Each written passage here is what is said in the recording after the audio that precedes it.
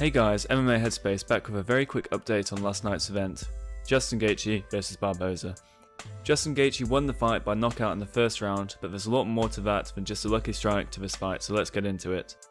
In the first few seconds of the fight, the round opened with both opponents exchanging leg kicks in the centre of the octagon, which meant that both fighters were taking a lot of leg damage, but nobody was really controlling the octagon at this point. So then Gaethje threw a couple of jabs at Barboza, which backed him up a bit, as he wanted to maintain a kickboxing distance rather than a boxing distance, and that's what allowed Gaethje to kind of move forwards in this fight, which was his key to victory.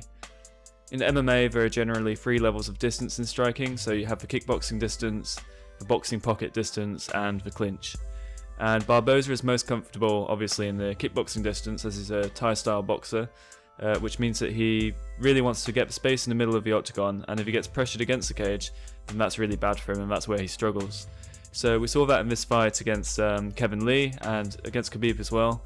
So it's just a matter of time in this fight before Gaethje becomes the aggressor and starts controlling the octagon more and starts pushing Barboza backwards, and then we'll be able to make this a messy fight, and this generally favours Gaethje.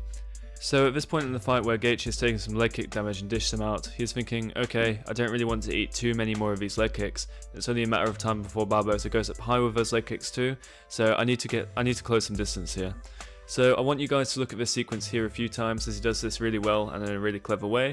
So what you'll notice is Gaethje doesn't charge in or move in fast, he actually just uses short steps to give Barboza the illusion that nothing's really changing in the distance, when actually he is pretty much staring him down and walking him down, just very, very slowly.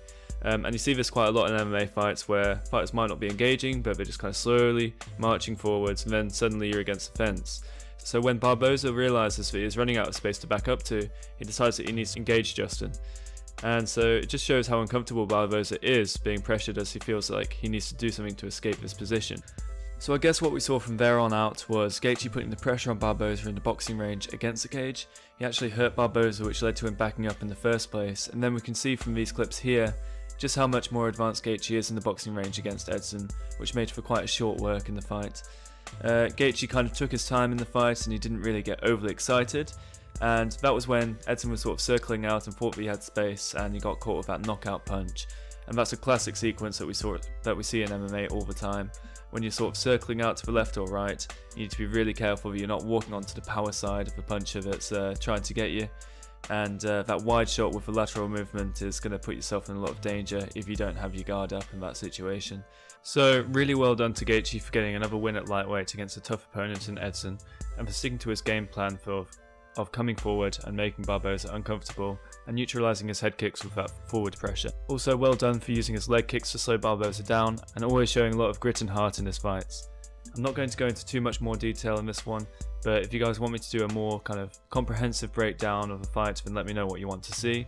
My plan is to get another video out this weekend explaining what sort of stuff I've been doing recently, as I've been very busy, and also to get out a Max Holloway versus Dustin Poirier fight breakdown as well, because I'm really looking forward to making that one, and there's a lot to be said on it. Anyway, if you're new to the channel, then make sure to subscribe for more awesome content. Leave a comment below to let me know what it is that you guys want to see, what fight you're most excited for me to break down next. And until next time, I'm from MMA HeadSpace, you've been amazing, and as always, peace out.